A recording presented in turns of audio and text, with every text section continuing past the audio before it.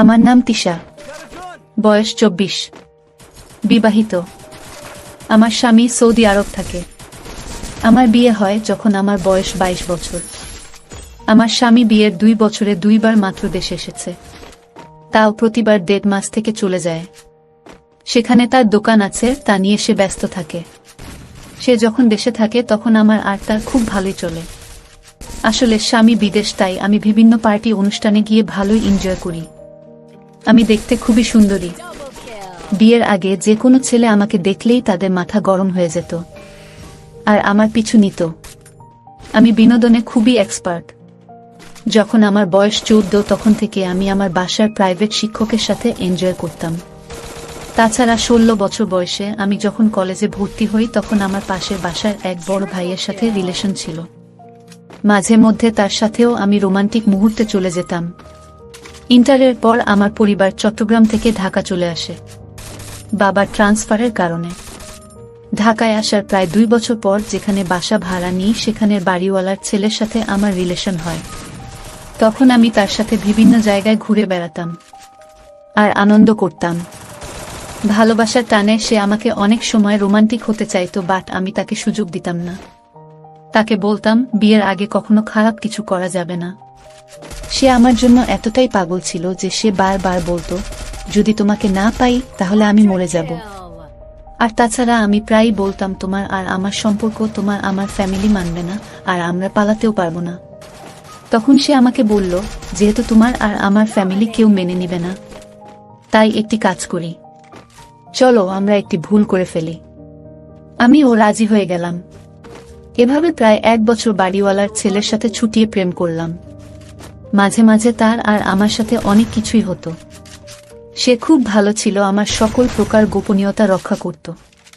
তবে একটা কথা ঠিক যে কোনো মেয়ে যদি কোনো ছেলের সাথে সুসম্পর্ক থাকে তাহলে তার চেহারা সৌন্দর্য অনেক বৃদ্ধি পায়। ঠিক আমারও পেয়েছিল। তাই তো অনার্স ফাইনাল ইয়ারে থাকতে আমার বিয়ে হয়ে গিয়েছিল 35 বছর বয়সী এক প্রবাসীর কাছে। যাই হোক, এবার আসল কথায় আসি। বিয়ে প্রায় 2 বছর হয়ে গেল। একদিন স্বামী সৌদি থেকে আসলো। তখন আমার শরীর খারাপ ছিল। সে আমাকে বলল, চলো সিলেট থেকে ঘুরে আসি। সিলেট যেতে যেতে তোমার শরীর ভালো হয়ে যাবে। সেখানে প্রাকৃতিক পরিবেশ, তোমার নিকট অনেক আনন্দ পাবা। আমিও রাজি হয়ে গেলাম। 4 দিন পর সে ট্রেনের টিকিট জোগাড় করে বলল, আজ রাতের ট্রেনে আমরা সিলেট যাব। যথারীতি আমরা সবকিছু গুছিয়ে রেল স্টেশনে গেলাম এবং ট্রেনের কেবিনে ঢুকলাম। ট্রেনের কেবিনে নিচে 2টা এবং উপরে 2টা বেড। ট্রেন ছাড়ার আগ মুহূর্তে প্রায় 4 বছরের কাছাকাছি এক ভদ্রলোক আমাদের কেবিনে আসে এবং আমাদের অপোজিট সাইডের নিচের বেডে বসে। ভদ্রলোকের সাথে আমার স্বামী পরিচিত হল। ভদ্রলোকের নাম হাবিব। পেশায় একজন ব্যবসায়ী, তামাবিলে একটা রিসোর্টের মালিক। যাক, এভাবে তারা গল্প করতে করতে কেবিন থেকে বের হলো। প্রায় 1 ঘন্টা পর ওরা বাহির থেকে আসলো। হাবিব আমাকে আর চোখে দেখতে লাগলো। আমি আমার স্বামীকে বললাম, আমি চা খাবো। আমার স্বামী চা আনতে বের হয়ে গেল। সে বের হবার 10 মিনিট পর হাবিব আমার সাথে গল্প করতে করতে বলল, আমার মনে হয় আপনার অনেক কষ্ট হয়, কারণ সে বাহিরে থাকে, আপনার অনেক প্রয়োজন মিটে না। এই বলে সে আমার দিকে রোমান্টিক নজরে তাকালো। তার তাকানো দেখে আমার কেমন জানি মনে হলো। আমার মনের ভিতরটা কেমন জানি ধপ করে উঠল। সে তখন আমাকে বলল, আপনি অনেক সুন্দর, আমি আপনাকে একটু ভালো করে দেখতে চাই, প্লিজ আমার দিকে তাকান। আমি বললাম, আমার স্বামী চলে আসবে, আপনি আপনার সিটে চলে যান। সে বলল 1 ঘন্টার আগে আসতে পারবে না। তারপর ভদ্রলোক হাবিব তার সিটে চলে গেল। আমি বাথরুমে গিয়ে কুলি করে আসলাম। এসে দেখি সে 3টা জুসের বোতল বের করে রাখলো এবং একটা জুসের বোতল থেকে প্রায় 3 ভাগের 1 ভাগ খেয়ে বাকি অংশগুলোতে একটা সিরাপ ঢেলে বোতলটা পূর্ণ করে দিল এবং বলল, আপনার স্বামী আসলে তাকে এই বোতলের জুসটা খাইয়ে দিবেন, তাহলে সে ঘুমিয়ে যাবে। যথারীতি স্বামী আসলো চা নিয়ে। আমি চা খেলাম। এরপর আমরা 3 জন গল্প করতে লাগলাম। গল্পের এক পর্যায়ে আমরা 3 জনেই জুস খেলাম। আমার স্বামীও নির্ধারিত বোতলের জুস খেল। আমি ভয়ে ছিলাম, কারণ সে যদি বুঝে যায় এখানে কিছু মেশানো আছে। জুস খাওয়ার প্রায় 15 মিনিট পর আমার স্বামী গভীর ঘুমে তলিয়ে গেল। ভদ্রলোক হাবিব বলল সে এখন আর 6 ঘন্টা পর্যন্ত উঠবে না। এটা অ্যানেস্থেসিয়ার মতো কাজ করবে। তারপরেও সে তার চোখ ও হাত বেঁধে দিল। হঠাৎ অপরিচিত একটা লোকের সাথে আমার এসব কি হচ্ছে? আর কেনই বা আমি কথায় সায় দিচ্ছি, কিচ্ছু বুঝে উঠতে পারছি না। মনে হচ্ছে আমি কোনো এক জাদুর মধ্যে পড়ে গেছি। এরপর আমি হাবিবের কাছে গেলাম, কিন্তু আমার মন খারাপ। তারপরেও সে আমাকে বিভিন্নভাবে খুশি করার চেষ্টা করছে। তারপর বাধ্য হয়ে আমিও তাকে রেসপন্স করলাম। তারপর সে আর আমি গল্পে মেতে উঠলাম। গল্প করতে করতে হঠাৎ দেখি সে আমার প্রতি দুর্বল হয়ে যাচ্ছে। এক পর্যায়ে আমরা গল্প করতে করতে দুইজনের মধ্যে এতটাই ফ্রি হয়ে গেলাম যেন হাজার হাজার বছরের পরিচিত প্রেমিক যুগল। তারপর হঠাৎ আমি লক্ষ্য করলাম হাবিব ভাই আমার সাথে কেমন যেন আচরণ করতে শুরু করল। রাতের অন্ধকার, অপরদিকে ট্রেন চলছে প্রচুর গতিতে, আর আমরা দুজন একটি ট্রেনের কেবিনে, আর অপরদিকে আমার স্বামী পড়ে পড়ে ঘুমুচ্ছে। রাত তখন 1টা বাজে, কেবিনে সবাই ঘুমিয়ে বিভোর, আর এই দিকে আমার আর হাবিব ভাইয়ের গল্প চলছেই। তারপর হাবিব ভাই শেষ পর্যন্ত তার ইচ্ছা পূরণে সক্ষম হয়েছিল। আসলে ট্রেনের মধ্যে রোমান্টিক গল্প করা এবং একজন আরেকজনের প্রতি দুর্বল হয়ে পড়া সত্যিই একটা রোমান্টিকতার ভিতরেই আমার মনে হচ্ছিল সর্বোচ্চ রোমান্টিকতা। এইভাবে তার আর আমার আনন্দঘন মুহূর্ত চলছিল। এভাবে হাবিব ভাই আর আমি রোমান্টিকতার মধ্যে কখন যে 4-5 ঘন্টা চলে গেল বুঝতেই পারলাম না। খুব ক্লান্তি লাগছিল। একটু পর ওয়াশরুমে গিয়ে ফ্রেশ হয়ে আসলাম। সকালে ট্রেন সিলেট স্টেশনে আসলো। আমার স্বামী আধো জাগরণে ট্রেন থেকে নামলো। হাবিব আমার স্বামীকে বলল, আপনারা কোথায় যাবেন? আমার স্বামী বলল, তামাবিল, জাফলং, সিলেট। তখন সে বলল, তামাবিলে আমার আর আমার ফ্রেন্ডের একটা রিসোর্ট আছে, আপনারা চাইলে আমার সাথে চলেন। আপনি আমার বন্ধুর মতো, আপনাদের থেকে কোনো বিল নেব না, আপনারা আমার গেস্ট। আমার স্বামীও রাজি হয়ে গেল। তারপর আমরা তার গাড়িতে করে তামাবিলের উদ্দেশ্যে রওনা দিলাম। যেতে যেতে সে বলতে লাগলো তার রিসোর্টের কথা। মোট 6টা 2 তলা বাড়িতে 4টি করে মোট 30টি রুম তারা ভাড়া দেয়, আর একটা বাড়ির 4টা রুমে তারা মালিকপক্ষের কেউ আসলে থাকে, আর একটা central dining, gym, common room, সামনে একটা রিসেপশন। মোট 200 একর জায়গা জুড়ে এই ব্যবস্থা। বাকি অংশ বাগান, পুল ও পুকুর। এইসব কথা বলতে বলতে আমরা 2 ঘন্টার মধ্যে তামাবিলে হাবিবের রিসোর্টে চলে আসলাম। আসার পর আমরা হাবিবের মালিকপক্ষের বিল্ডিংয়ের একটা রুমে উঠলাম। গোসল করে ফ্রেশ হয়ে সকালের নাস্তা খেলাম। নাস্তা খেয়ে আমরা স্বামী স্ত্রী ঘুমে গেলাম। আমি তো রাতে ঘুমাতে পারিনি, আর স্বামীর এখনো সেই সিরাপ মেশানো জুসের প্রভাব। দুপুর 2টায় ঘুম ভাঙল। আমরা 2 তলা রুম থেকে নিচতলায় ডাইনিং এ হাবিব সহ খাবার খেলাম। এরপর রুমে চলে আসলাম। আমি আমার স্বামীকে কিছু জিনিসের লিস্ট দিলাম, বললাম এগুলো কিনে নিয়ে আসতে হবে, রাতে এগুলো নিয়ে আসলে কাল আমরা বেড়াতে বের হব। বিকাল 4টায় হাবিব আসলো সাথে একজনকে নিয়ে। তার নাম শেরমান। সে হচ্ছে হাবিবের এই রিসোর্টের পার্টনার। আমার স্বামী বলল, আপনারা তো বিশাল সাম্রাজ্য করেছেন। আমি বললাম, সাম্রাজ্য নাকি ছাই, নরমাল হোটেলের মতো। তখন শেরমান আমাকে বলল, ভাবি আপনি এই বিল্ডিং দেখে কখনো বাকি 8টা বিল্ডিং জাজ করতে পারবেন না। আসুন আপনাকে আমাদের সব বিল্ডিং ও পুরো প্রজেক্ট ঘুরে দেখাই। তখন আমার স্বামী আমাকে বলে, ঠিক আছে তুমি যাও, আমি বাহিরের থেকে এগুলো কিনে আনি। তখন হাবিব ভাই প্রশ্ন করল, কি জিনিস লাগবে ভাই? আমার স্বামী বলল, লিস্ট দেখিয়ে, এগুলো। হাবিব ভাই লিস্ট দেখে বলল, এগুলো সিলেট ছাড়া এখানে কোথাও পাবেন না।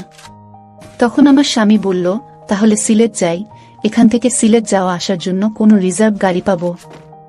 হাবিব বলল, আমার সিলেটে কাজ আছে, চলেন গল্প করতে করতে একসাথে যাই। আপনাকে মার্কেটে নামিয়ে দিয়ে আমি কাজ সেরে চলে আসব, তারপর একসাথে ব্যাক করব। এই বলে আমার স্বামী আমার থেকে বিদায় নিল। হাবিব বিদায় নেওয়ার সময় আমার দিকে একটা চোখে ইশারা মারল। তারপর ওরা বের হয়ে গেলে আমি শেরমান সাহেবের সাথে বের হলাম। তার সাথে একটা বিল্ডিং ঘুরে 2 নাম্বার বিল্ডিংয়ে গেলাম। বিল্ডিংগুলোতে যে ওরা গলফ ক্লাবের গাড়িগুলো ব্যবহার করে। 2 নাম্বার বিল্ডিংয়ে 2য় তলার একটা রুমে ঢুকলাম। রুমে ঢুকে দেখি ওখানে 2 জন ফরেনার আছে। শেরমান ওদের সাথে আমাকে পরিচয় করিয়ে দিল। ওরা আমার সাথে পরিচিত হয়ে হ্যান্ডশেক করল। আমিও এটা ওদের রীতি মনে করলাম। ওরা ওদের নাম বলল, হেনাথন এবং নীলবার্ড। এরা নাইজেরিয়ান। হেনাথন আর নীলবার্ড ড্রিঙ্কস করছিল। ওরা আমাকে ও শেরমানকে এক পেক দিল। আমি খাচ্ছি না দেখে শেরমান বলল, কেউ কিছু দিলে খেতে হয়, না হলে এরা মাইন্ড করবে। তখন আমি এক গ্লাস খেলাম। এরপর ওরা আমাকে আরেক গ্লাস দিল। আমিও শেরমানের দিকে তাকালে সে আমাকে খেতে বলে হয়। এক গ্লাস খাওয়ার পর আমার গরম লাগছিল।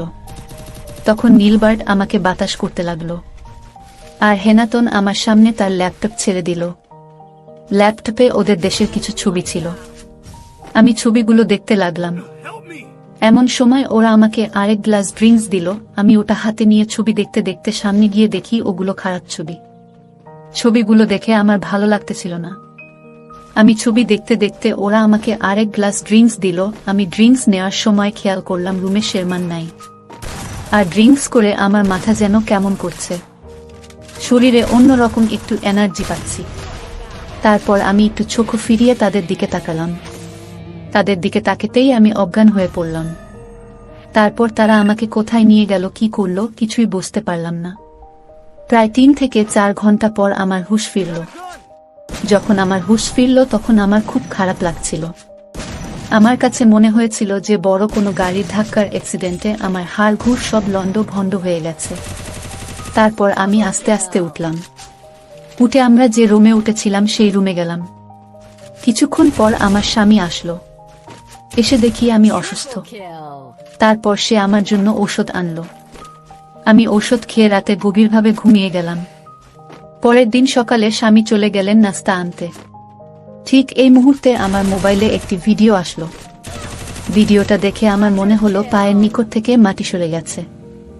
গতকাল তারা আমাকে চেতনানাশক ঔষধ সেবন করে যা করছিল তারা তা সব ভিডিও করে রেখেছে। তখন আমি কি করব বুঝতে পারছিলাম না। মনের ভিতরটা হু হু করে কেঁদে উঠল। আর মনে মনে ভাবলাম, কি করলাম আমি বিদেশিদের বিশ্বাস করে? তারা আমার এত বড় ক্ষতি করল। কি দোষ করেছিলাম আমি তো শুধু তাদেরকে বিশ্বাস করেছিলাম। তারপর আমি তাকে বললাম, কে আপনি? সে বলল, এখনো চিনতে পারছো না? আমি বললাম, না। তাহলে পরে কথা হবে। এই বলে সে ফোন রেখে দিল। কিছুক্ষণ পর আমার স্বামী নাস্তা নিয়ে আসলো বাহির থেকে। আমরা দুজন মিলে নাস্তা করলাম। তারপর আমি আর আমার স্বামী জাফলং গেলাম। সেখানে সারাদিন ঘোরাঘুরি করে আমরা খুবই ক্লান্ত হয়ে পড়লাম। রাতে খাওয়া দাওয়া করে মাত্র শুইতে যাব। ঠিক এই মুহূর্তে আমার মোবাইলে একটা মেসেজ আসলো। মেসেজে লেখা ছিল, টেবিলের পাশে একটি ঔষধ রাখা আছে। এইটা আপনার স্বামীকে চায়ের সাথে মিশিয়ে খাওয়ান। তাহলে আপনার স্বামী 6 ঘন্টার জন্য হুঁশ হারিয়ে ফেলবেন। তারপর আপনি আমাদের এখানে চলে আসেন। আর যদি না আসেন তাহলে আপনার এই ভিডিও আপনার স্বামীর নিকট পাঠিয়ে দিব। আমার ইজ্জত বাঁচাতে আমি তাদের কথা মতো কাজ করলাম। সেখানে গিয়ে দেখি আজকেও বিদেশি লোক আমার জন্য অপেক্ষা করছে। তাদের দেখেই আমি ভয় পাচ্ছিলাম, কিন্তু কি করব? আমি যে তাদের ফাঁদে ধরা খেয়ে গেলাম। এখন তাদের কথা মতো না চললে তারা আমার সব ফাঁস করে দিবে। অবশেষে তারা তাদের উদ্দেশ্য পূরণ করলই। কিন্তু তারা আজকের ঘটনাটিও যে কিভাবে রেকর্ড করে রেখেছে তা আমি কিছুতেই বুঝতে পারলাম না। এইভাবে 1 সপ্তাহ পর আমরা আমাদের বাড়িতে চলে আসলাম। গ্রামের বাড়িতে আসার 2 দিন পর আমার মোবাইলে ইমুতে আরেকটি ভিডিও ক্লিপস আসলো। তার কিছুক্ষণ পর আরেকটি মেসেজ আসলো। সেখানে লেখা ছিল, আমরা সব জানি আর 15 দিন পর আপনার স্বামী বিদেশ চলে যাবে। তখন আপনি হবেন আমাদের সম্মানিত অতিথি। আপনার স্বামী চলে গেলে আপনি স্থায়ীভাবে আমাদের রিসোর্টে চাকরি করতে হবে। এতে আপনি মোটা অঙ্কের বেতন পাবেন। আর আমাদের বিদেশি ক্লায়েন্টরা আপনাকে অনেক পছন্দ করেছে। আশা করি আপনি আমাদের কথার মর্যাদা রাখবেন। আর না রাখলে আমরা বিকল্প ব্যবস্থা নিতে বাধ্য হবে। আর আমরা চাই না আপনার কোনো ক্ষতি হোক। আর আমরা এও চাই না আমাদের ব্যবসার ক্ষতি হোক। সুতরাং আমরা আশা করি আপনি আমাদের এখানে চাকরিটা অবশ্যই করবেন। ধন্যবাদ। তাদের কথাগুলো শুনে আমার মনে হলো মাথায় যেন আকাশটা ভেঙে পড়েছে। কি করব বুঝতে পারছি না। খুব টেনশনের মধ্যে কাটছিল আমার সময়।